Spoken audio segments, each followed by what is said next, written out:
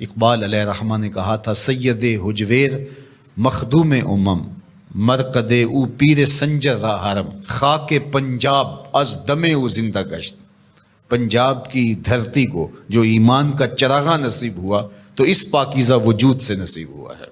صبح ما از مہر او تابندہ گشت، ہماری صبح اس سورج کے طلوع ہونے سے ہوئی ہے، ورنہ تو اندھیری رات تھی۔ ایمان کا چراغاں ہمارے سینے میں ہوا ہے تو اس پاکیزہ وجود کی وجہ سے ہوا ہے۔ تو یہ صوفیاء تھے جنہوں نے اپنے وطن مالوف چھوڑے، اپنی بستیاں چھوڑی، سمرقند بخارا جیسی سرزمین، وہ سرزمین کہ جو آماجگاہ تھی، خوبصورتیوں کا اور جمالیاتی مرکز تھے، اور وہ خوبصورت علاقے چھوڑے، غزنی سے چل کے آئے، شہر مدینہ چھوڑا، حضور کی ہمسائیگی چھوڑ کر کے آ کے ویران ٹبوں پہ بیٹھ گئے اور وہیں شمع اسلام روشن کی، اور پھر ان کے دم سے چراغاں ہوا اور اسلام کا نور پھیلا۔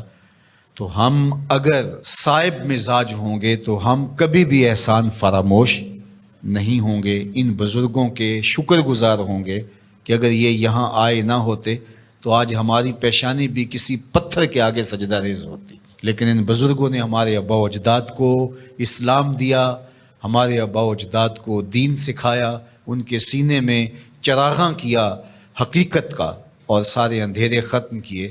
اور آج ہم جیسے بھی مسلمان ہیں، جس طرح کی بھی ہمارے اندر کوتاہیاں موجود ہیں، لیکن شکر ہے ہمارا اللہ پر توکل ہے، ہم اللہ کے ساتھ یقین کا رشتہ رکھتے ہیں، اس کے رسول صلی اللہ علیہ وسلم کا نام ہمارے سینوں کے اندر ٹھنڈک کا سبب اور ذریعہ ہے، صحابہ اور اہل بیت کے ساتھ ہماری محبتوں کا رشتہ مستحکم اور مضبوط ہے۔ تو یہ ان پاک باز ہستیوں کی محنتوں کا ثمرہ ہے جو نصیب ہوا، اور آج ہم ان بزرگوں کے حضور اپنی عقیدتوں کا خراج پیش کرتے ہیں اور اپنی محبتوں کا نذرانہ پیش کرتے ہیں۔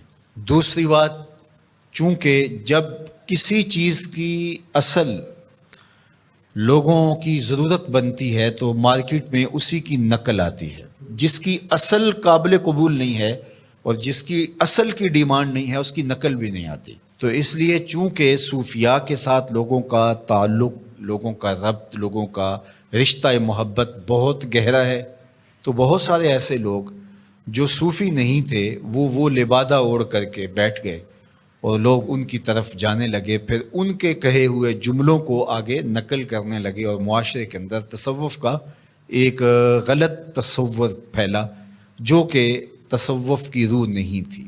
سب سے پہلے یہ سمجھیں کہ تصوف اسلام سے متوازی کوئی نظام نہیں ہے۔ اسلام کے مرتبہ احسان کو ہی تصوف کہا جاتا ہے۔ مرتبہ احسان کیا ہے؟ حضرت جبریل امین حضور کی خدمت میں حاضر ہوئے اور انہوں نے آ کے آقا کریم سے پوچھا کہ مل احسان، حضور احسان کیا ہے؟